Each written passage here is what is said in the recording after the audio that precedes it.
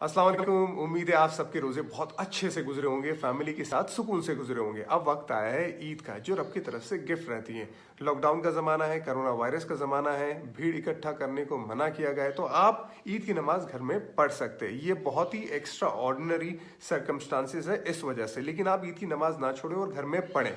इस्लाम के 4 school of thought से अगर जो भी स्कूल ऑफ थॉट्स के हिसाब से अगर आप घर में ईद की नमाज और खुतबा नहीं पढ़ सकते, ये अलग बात है। ये वीडियो उन लोगों के लिए जिनको घर में ईद की नमाज पढ़नी है। बहुत सिंपल है। ईद की नमाज और जो बाकी की नमाजें रहती है उसमें सिर्फ इतना फर्क रहता है कि ईद की नमाज में 6 जायद तकबीरें रहती है। आपने ईद की नमाज की नीयत बांधी, आपने सना पढ़ी, सना पढ़ने के बाद आपको अपने हाथ कान की तरफ ले जाने, अल्लाह अकबर कहना है, हाथ छोड़ देने।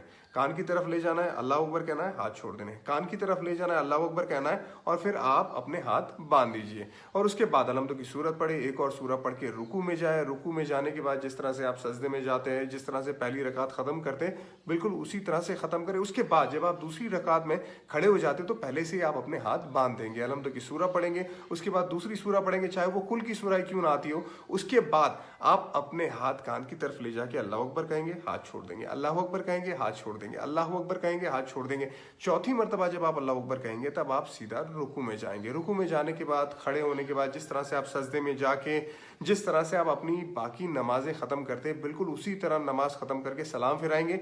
ये आपकी ईद की नमाज हो गई। उसके बाद खुतबे की बात आती है। देखिए, खुतबा जुमा की नमाज में नमाज से पहले होता है और ईद की नमाज में नमाज के बाद होता है। बहुत सिंपल, अगर आपको खुतबा पढ़ना है तो बहुत सिंपल मैं खुतबा आपको बताऊंगा। आप खड़े हो जाए, उसके बाद आप तकबीर पढ़े, अल्लाहु अकबर, ला इलाहा इल्लल्लाहु वल्लाहु अकबर वलिल्लाहिल हम्द।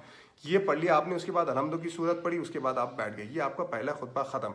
थोड़ी देर के बाद आप खड़े हो जाइए, उसके बाद फिर तकबीर पढ़े, अल्लाहु अकबर। उसके बाद आप कोई भी एक दुरूद शरीफ, जो भी दुरूद शरीफ आपको आता है वो पढ़े। उसके बाद रब्बना आतिना फिद दुनिया हसनत व फिल आखिरति हसनत व क़िना अज़ाबन्नार पढ़े। ये आपका दूसरा खुतबा भी हो गया। इसी तरह से आप ईद की नमाज भी घर में पढ़ सकते हो और खुतबा भी और सवाब भी पूरी तरह से कमा सकते हैं।